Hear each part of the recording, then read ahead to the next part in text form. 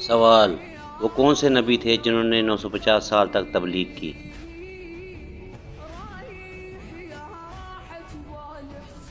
اس کا جواب ہے حضرت نوح علیہ السلام۔ سوال: وہ کون سی سورہ ہے جسے ام القرآن کہا جاتا ہے؟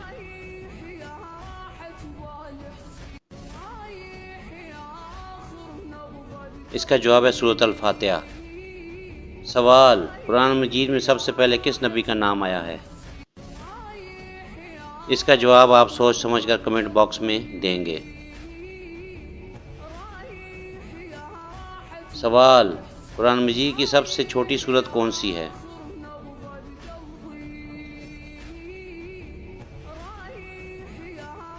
اس کا جواب ہے سورۃ الکوثر۔